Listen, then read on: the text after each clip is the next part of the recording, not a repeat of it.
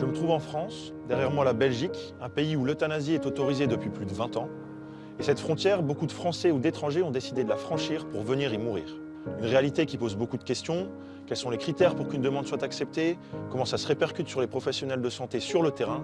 Pour Witness, je suis parti à la rencontre de ces personnes qui ont décidé de, comme elles le disent, mourir dans la dignité. J'ai repris le contrôle de ma vie. J'ai choisi comment elle finirait.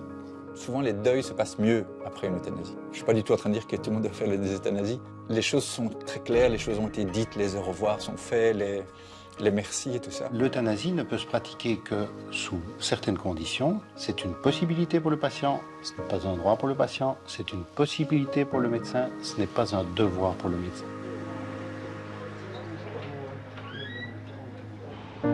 Bruxelles, le Parlement belge. C'est là qu'a été adoptée la loi dépénalisant l'euthanasie en 2002. Les Pays-Bas et la Belgique sont les deux premiers pays de l'Union européenne à avoir légalisé la liberté de mourir. Le Luxembourg suivra en 2009, puis plus récemment l'Espagne en 2021 et le Portugal en mai 2023. En Belgique, une particularité importante, les soins de santé ne sont pas liés à un pays de résidence. Cela veut dire que, contrairement aux Pays-Bas, un ressortissant étranger peut introduire une demande d'euthanasie sur le territoire. Rien que pour cette année, plus de 70 Français sont déjà venus mourir en Belgique. J'ai voulu comprendre comment cela se passe en pratique. Alors à moins de 2 heures de Bruxelles, dans le nord de la France, j'ai rencontré Sabine. Elle est atteinte d'arthrite chronique depuis l'âge de 5 ans. Après 2 arrêts cardiaques, une détresse respiratoire, des douleurs sévères et continues et les doses de morphine qui vont avec, elle a décidé de mourir à 56 ans. François, médecin à la retraite, l'a aidée et conseillée dans ses démarches. Dans les semaines à venir, Sabine s'éteindra en Belgique à la date qu'elle a choisie. J'ai repris le contrôle de ma vie. J'ai choisi comment elle finirait. Je préfère partir dans la dignité, dans le calme, entouré des miens, qu'à l'hôpital, piqué de partout, voilà, avec les miens en pleurs. Non, j'en veux pas, quoi. Donc moi, je suis en paix vraiment avec ça. Je veux dire, ouais, je suis en paix. Avant de savoir que ça serait possible, moi, je me couchais le soir en me disant, ça serait bien que je me réveille pas demain matin. Maintenant, je me le dis plus parce que je sais que j'ai la date. Je sais quand est-ce que je me réveillerai pas. Mais donc j'ai plus besoin de dire ça serait bien. De l'apaisement, certes, mais aussi un regret, celui de ne pas pouvoir mourir chez elle en France. Une revendication qu'elle portera jusqu'à son dernier souffle. On n'obligera jamais un médecin, on n'ira jamais lui dire, bon ben, consultation aujourd'hui, ah ben, tu vas aller euthanasier monsieur machin entre telle heure et telle heure. Faut arrêter, quoi. C'est des faux débats, ça. Donc, moi, la seule chose que je demande, c'est qu'on me laisse ma liberté et qu'on la laisse aux autres. Je n'oblige personne à être euthanasié, mais par contre, j'accepte pas qu'on le refuse aux autres. Et ça me met très en colère. Une frustration partagée par le docteur Guillaumeau. Avec d'autres médecins français, il a décidé d'accompagner des patients en fin de vie. Un chemin qui peut les mener, s'ils le souhaitent, vers l'euthanasie en Belgique. On a créé un collectif ici dans le Nord. Ce collectif, il a deux buts. Le premier, c'est effectivement d'accompagner les personnes, de répondre à leurs questions, d'accompagner également lorsqu'on peut appeler l'ambivalence, c'est-à-dire leur changement d'avis éventuellement, leur remise en cause et pourquoi pas de différer ou d'arrêter ce qu'ils ont entrepris initialement. Ça, c'est le plus important, la co-construction, ce qu'on fait ensemble, les accompagner. Mais l'autre élément, c'est effectivement de filtrer, bien je n'aime pas ce terme, c'est de filtrer les demandes. Parce que, d'une part, il ne faut pas que ces personnes se retrouvent face à un non qui est effectivement très délétère sur le plan psychologique, mais il faut également éviter à nos amis, nos collègues belges, qui se retrouvent en face de personnes qui ne connaissent pas bien la loi belge et auxquelles il va falloir dire non. Ces personnes vont mal le supporter et la relation sera très mauvaise et très traumatisante, que ce soit pour la personne comme pour le médecin belge qui sera en face. De retour à Bruxelles, je vais à la rencontre de celui qui a accepté d'aider Sabine. Marc de Crolly est médecin généraliste et il est souvent confronté aux demandes de patients français. Il n'hésite d'ailleurs pas à traverser la frontière pour informer ses collègues sur la réalité de cet acte qu'il pratique depuis plusieurs années. Pour lui, l'euthanasie ne devrait pas faire débat. L'obstacle actuel, c'est le corps médical. C'est pas la population. Je pense qu'aujourd'hui en France, c'est la même chose. Une grande majorité de la population aimerait qu'on puisse légiférer, aimerait que dans certaines situations, on puisse y accéder. Il y a des pros, il y a des contre.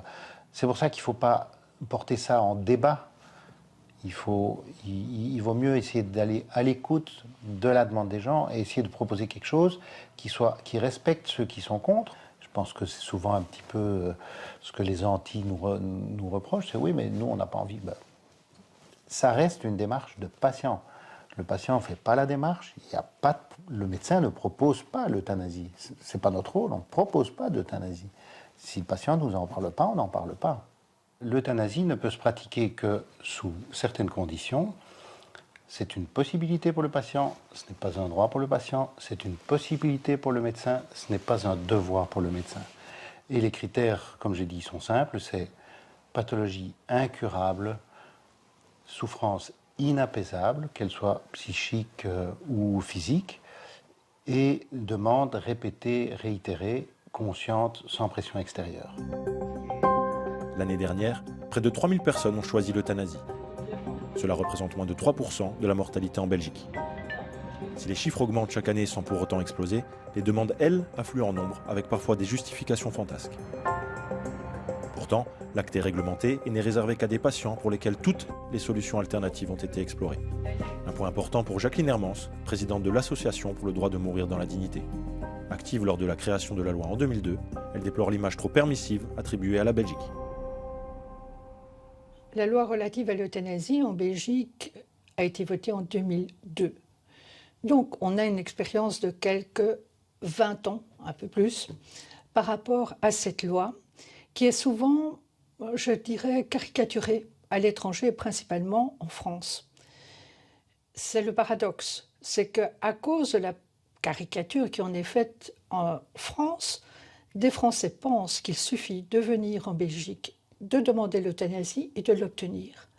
Alors que même si notre loi est souple, il faut rappeler qu'il y a des conditions. Et le paradoxe veut que, comme nous sommes en Europe, que nous sommes aussi dans l'Union européenne avec la libre circulation des personnes, la France, en quelque sorte, intervient dans les frais d'hospitalisation, que sais-je, par rapport à des procédures d'euthanasie qui ont lieu en Belgique. Donc, ils sont prêts éventuellement, enfin, les responsables français sont prêts à assumer financièrement certaines euthanasies, mais pas prêts à les assumer dans leur propre pays. Ma dernière visite se passe à Tournai, toujours en Belgique, au service des soins palliatifs, à 8 km de la frontière franco-belge. C'est ici que se déroulent les euthanasies, et la moitié d'entre elles concernent des patients français. Si euthanasie et soins palliatifs sont souvent opposés dans le débat français, les deux sont intrinsèquement liés dans les soins de santé belges. Le docteur Delperdange, par exemple, considère l'euthanasie comme un service qui vient compléter les soins de fin de vie. Bonjour. Il propose d'ailleurs des consultations spécialement dédiées. Pour lui, il appartient à chaque patient de définir ses limites personnelles.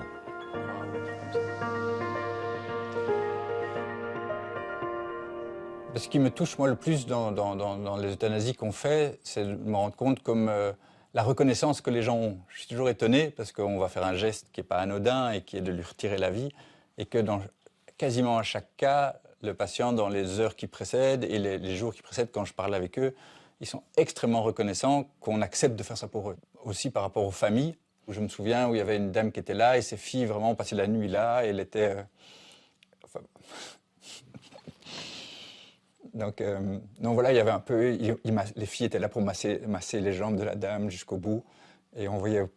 Souvent, en fait, ce que je voulais dire, c'est que souvent, c'est des beaux moments, en fait.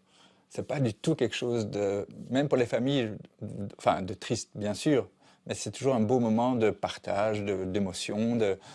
Et j'ai l'impression, et je pense qu'il y a des études qui le montrent, hein, que souvent, les deuils se passent mieux après une euthanasie. Je suis pas du tout en train de dire que tout le monde doit faire des euthanasies, mais parce que les choses sont très claires, les choses ont été dites, les au revoir sont faits, les merci et tout ça. C'est parfois des moments un peu émouvants. Mais léger et pas lourd, parce que justement, il y a cette reconnaissance, il y a tout ça qui fait que, voilà, j'en parle comme ça maintenant, mais je ne vis pas du tout mal, ou je ne trouve pas ça pesant. Peut-être que si on devait en faire beaucoup, peut-être, mais à l'échelle où on le fait, ça se passe toujours bien.